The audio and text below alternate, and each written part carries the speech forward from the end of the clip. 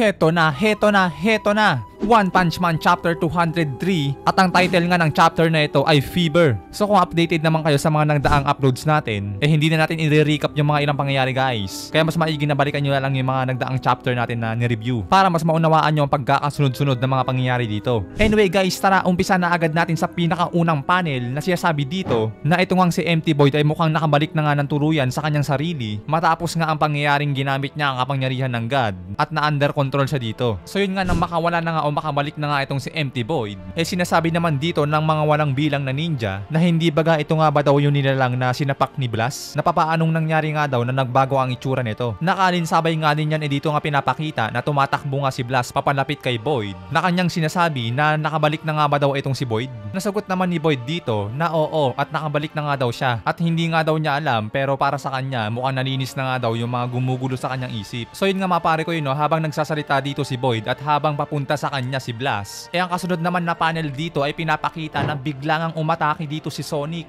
Bang! Without hesitation na bigla nga nitong inatake si Void. Pero walang bilang yung atake na yan mga pare dahil nga nagawa agad itong salagin ni Void. At kaya ang kasunod na panel dito mga pare ko ay heto na. Sunod-sunod at napakabilis nga ng mga atake ang pinakawalan na nga netong ni Sonic na sinabayan na nga dito ni Flashy Flash. Men, pinagtulungan nila dito si Empty Void. Na dito ngayon makita din natin na sinasabi ng mga walang bilang na ninja na sa sobrang bilis nga daw nila Flashy, Sonic at Empty Void hindi na nga daw nila makita ang mga galaw nito. So habang inaatake nga nila Sonic at Flashy itong si Empty Void, ang kasunod naman na panel dito mga sir biglang ang pumasok dito si Blast para awatin ang bakbakan nila. Men, walang kahirap-hirap na pinigilan ni Blast ang atake nila Flash at Sonic. Na sinasabi nga dito ni Blast na itong lalaki nga daw na ito na si Void na bagamat dinala nga daw sila nito sa impyerno sa village, unawain na nga lang daw nila ang bagay na yon sapagkat itong si Void ay kinokontrol nga daw ng God sa mga oras na yon. Nasagot naman dito ni Sonic na hindi naman daw yon ang dahilan kung bakit niya inatake si Void dahil sa totoo nga lang daw wala naman daw siya pakialam dito dahil ang pag-atake nga daw na ginawa niya kay Empty Void ay isang test para malaman nga daw niya kung karapat dapat ang kakayanan nito para sumama sa kanila. Kasi sa nakikita nga daw ni Sonic, si Empty Void nga daw yung tipo ng tao na mabilis nga daw naaasar sa pamamagitan ng isang suntok lang ni Saitama. Na ang bagay naman na yan ay naunawaan nga agad ni Void na kanyang sinabi kay Blast na okay naman na daw yon at hindi naman daw kasi yung katulad ng pagkawala ng kanyang memorya dun sa mga oras na kinokontrol nga daw siya ng God. Kundi sa isang bagay nga daw yon na nagpakatanga siya lalo't hindi nga daw siya nagtiwala kasi kay Blast at nagpakatulongis na nga lang daw sa kanyang mga galaw na kaya sa ganung bagay madali nga daw siya nahuli ng God. At kaya nga daw based sa mga nakita niyang fighting style ng mga ninjang to, mukhang naman na nga daw ng mga to ang kanyang ugali na mahilig alimurahin ng kanyang kasama. Maliban nga lang daw sa dalawang to na si Flashy Flash at Sonic. Na kaya nga sa bagay na yan dito siya sabi ni Sonic na okay nga ba daw itong si Void? Nakatulog nga ba daw ito na maayos? Kaya ano nga ba daw ang gustong iparating na mensahe ni Void? Kaya dagdag naman dito ni Flashy Flash na tinulungan lang naman daw niya si Sonic dahil mukhang kailangan nga daw nito ng tulong nang inatake niya si Void kanina. Wala nga daw siyang choice kaya ginawa niya ang bagay na yon. Nakalinsabay naman ng pag-uusap na yan dito nga iniisip ni Kalbo na bakit na hindi na nga lang daw sila magkasundo-sundo. Na dito nga sinasabi naman ni Void na mukhang kinakailangan na nga daw niyang bumalik sa kanyang trabaho na kung saan ay hinaharap nila ang God. At kapag okay na nga daw ang lahat, gagawin nga daw ni Void ang lahat ng paraan para makabawi sa kanila. Kaya sa ngayon daw, kontrolin nga daw nila ang kanilang mga sarili at huwag nga daw makialam. At kaya nga sa mga bagay na sinasabi ni Void, dito nga sinabi ng mga walang bilang na ninja na bakit nga daw babawi o bakit nga daw makikipagkasundo si Void sa kanila. Hindi nga daw nila gagawin ang bagay na yon dahil lang sa gusto ni Void. Kundi nga daw sa isang bagay na mapulfill nila o magawa nila ng buo ang kanilang trabaho o tungkulin bilang isang ninja. Na kaya nga dahil dyan dito na nga sumabat si Sonic sa mga walang bilang na ninja na kanyang sinasabi na kung gusto nga daw nila ng maayos na buhay na hinahangad nila, kinakailangan nga muna daw nila ng sapat na lakas. Magsanay o mag-training nga muna daw sila dahil hindi pa nga daw sila malalakas. Masyado nga daw kasi silang mahihina. Men, pinagta-trash talk ni Sonic itong mga walang bilang na ninja. Nasa bagay, totoo naman kasi wala talaga silang bilang at malamang na mapapahamak sila ng mabilisan. But anyway, ang kasunod nga na panel dito mga sir, dito sinasabi ni Kalbo na nagsasuggest nga siya dito sa mga walang bilang na ninja na maaaring subukan nga daw nila ang mga ilang training or yung kahit anong uri ng pagkasanay. Subukan o gawin nga daw nila ang mga bagay na yon. At kaya nga din dyan dito nga napaisip sila na bakit nga daw ganun kadali kay Saitama na mahikayat yung mga walang bilang na ninja na to nang hindi man lang nakikipagtalo. Ang lakas nga daw ni Saitama. Nadagdag naman dito sa pala kaisipan ni Blas na may kakaiba nga daw dito. Hindi nga lang daw isang beses kundi 2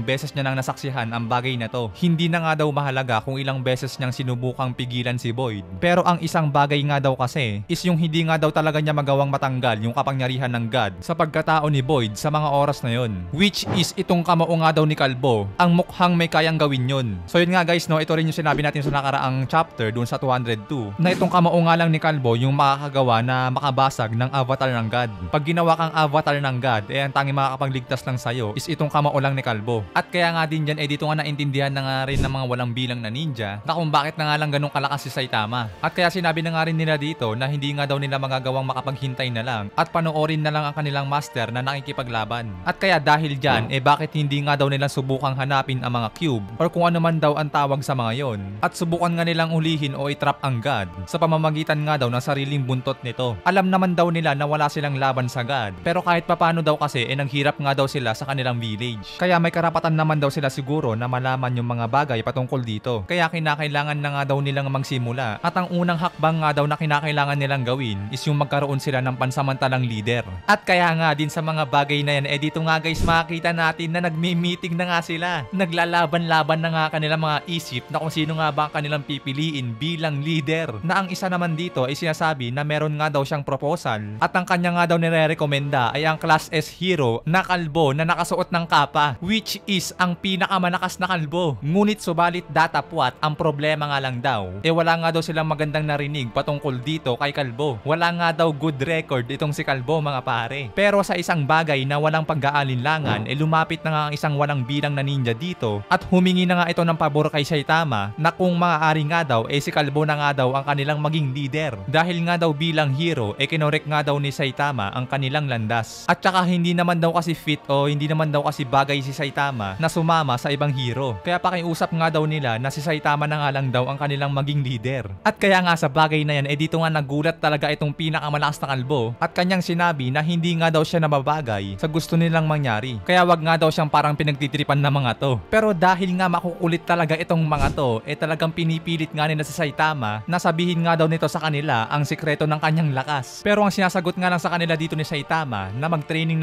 nga lang daw sila para lumakas. Kaya nga dyan na-awkward na nga itong dalawa na kanilang sinasabi na mukhang nakakuha nga daw si Saitama ng mga tao na parang aso kung maging loyal. At kalinsabay nga din yan, dito nga pinapakita na may isang bagay nga daw na gustong sabihin si Flashy Flash dito kay Sonic. Doon nga daw sa mga araw na nilason niya ito. Nasabat naman agad dito ni Sonic na para saan naman daw. Magandang move nga daw yon. Pero sa totoo lang, na-disappoint nga daw doon si Sonic. Pero ang mas importanteng bagay nga daw dito is yung oras na nga daw para magsanay. Kaya magtuturo nga daw siya dito mula umpisa. Lilinisin na nga daw nila yung mga tolonggis nilang kalaban at puputulin na rin ang ulo ng God. Na ang bagay naman na yan mabilis nga silang ayunan nitong ni Flashy Flash. At syempre dahil nga kinukulit pa rin talaga ang pinakamalakas na kalbo, dahil dyan dito nga sinabi ni Kalbo kay Flashy na total matagal na nga din daw magkasama itong sila Flashy at Sonic at marami na nga din daw silang banding. Bakit hindi na nga lang daw sila tumayo dito at akuin ang problema ng iba. At kalinsabay nga din yan dito na nga tinawag ni Blas itong si Saitama na kanyang sinasabi na sa huling bakbakan nga daw laban sa God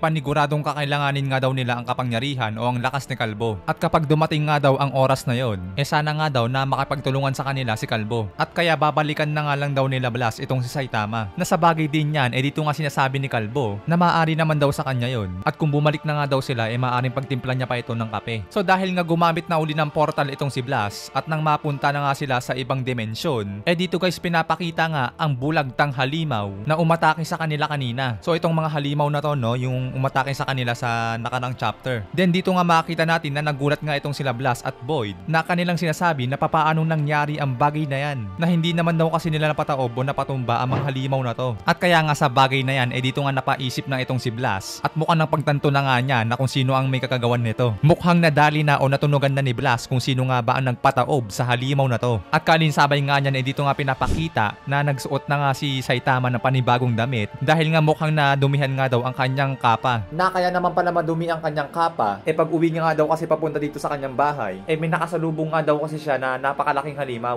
At kaya ang next panel naman dito mga sir heto na.